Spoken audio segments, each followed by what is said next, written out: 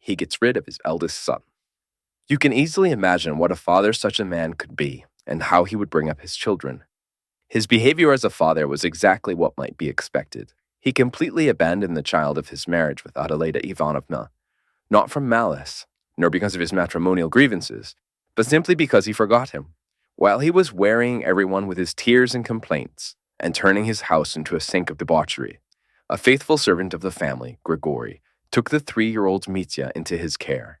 If he hadn't looked after him, there would have been no one even to change the baby's little shirt. It happens, moreover, that the child's relations on his mother's side forgot him too at first. His grandfather was no longer living. His widow, Mitya's grandmother, had moved to Moscow and was seriously ill, while his daughters were married, so that Mitya remained for almost a whole year in old Grigory's charge and lived with him in the servant's cottage. But if his father had remembered him, he could not indeed have been altogether unaware of his existence. He would have sent him back to the cottage, as the child would only have been in the way of his debaucheries. But a cousin of Mitya's mother, Fyodor Alexandrovich Musov, happened to return from Paris. He lived for many years afterwards abroad, but was at that time quite a young man, and distinguished among the Musovs as a man of enlightened ideas and of European culture, who had been in the capitals and abroad. Towards the end of his life, he became a liberal of the type common in the 40s and 50s. In the course of his career, he had come into contact with many of the most liberal men of his epoch, both in Russia and abroad. He had known Proudhon and Bakunin personally, and in his declining years was very fond of describing the 3 days of the Paris Revolution of February 1848, hinting that he himself had almost taken part in the fighting on the barricades. This was one of the most grateful recollections of his youth. He had an independent property of about 1,000 souls to reckon in the old style. His splendid estate lay on the outskirts of our little town and bordered on the lands of our famous monastery, with which Fyodor Alexandrovich began an endless lawsuit, almost as soon as he came into the estate, concerning the rights of fishing in the river or woodcutting in the forest, I don't know exactly which. He regarded it as his duty as a citizen and a man of culture to open an attack upon the clericals. Hearing all about Adeleda Ivanovna, whom he of course remembered, and in whom he had at one time been interested, and learning of the existence of Mitya, he intervened in spite of all his youthful indignation and contempt for Fyodor Pavlovitch. He made the latter's acquaintance for the first time and told him directly that he wished to undertake the child's education. He used long afterwards to tell as a characteristic touch that when he began to speak of Mitya, Fyodor Pavlovitch looked for some time as though he did not understand what child he was talking about, and even as though he was surprised to hear that he had a little son in the house. The story may have been exaggerated, yet it must have been something like the truth.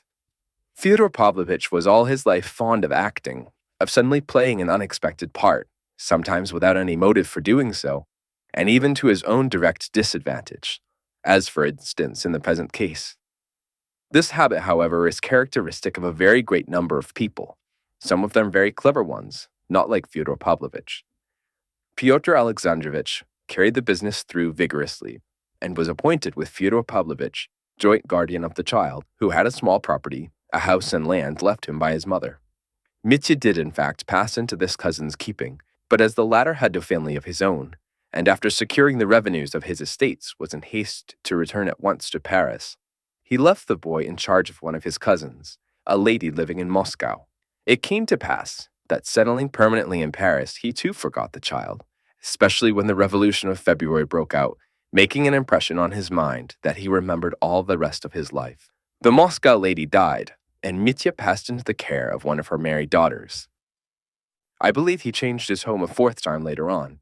I won't enlarge upon that now, as I shall have much to tell later of Fyodor Pavlovitch's firstborn, and must confine myself now to the most essential facts about him, without which I could not begin my story. In the first place, this Mitya, or rather Dmitri Fyodorovich, was the only one of Fyodor Pavlovitch's 3 sons who grew up in the belief that he had property, and that he would be independent on coming of age. He spent an irregular boyhood and youth. He did not finish his studies at the gymnasium.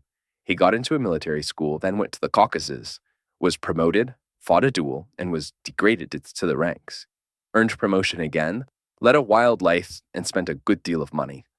He did not begin to receive any income from Fyodor Pavlovitch until he came of age, and until then got into debt. He saw and knew his father, Fyodor Pavlovitch, for the first time on coming of age, when he visited our neighborhood on purpose to settle with him about his property. He seems not to have liked his father. He did not stay long with him and made haste to get away, having only succeeded in obtaining a sum of money and entering into an agreement for future payments from the estate, of the revenues and value of which he was unable, a fact worthy of note, upon this occasion to get a statement from his father. Fyodor Pavlovitch remarked for the first time then, this too should be noted, that Mitya had a vague and exaggerated idea of his property. Fyodor Pavlovitch was very well satisfied with this, and it fell in with his own designs. He gathered only that the young man was frivolous, unruly, of violent passions, impatient and dissipated, and that if he could only obtain ready money, he would be satisfied, although only, of course, for a time. So Fyodor Pavlovitch began to take advantage of this fact, sending him from time to time small doles, installments. In the end, when 4 years later Mitya, losing patience, came a second time to our little town to settle up once and for all with his father, it turned out to his amazement that he had nothing, that it was difficult to get an account even, that he had received the whole value of his property in sums of money from Fyodor Pavlovitch, and was perhaps even in debt to him, that by various agreements into which he had, of his own desire, entered at various previous dates, he had no right to expect anything more, and so on, and so on. The young man was overwhelmed, suspected deceit and cheating, and was almost beside himself.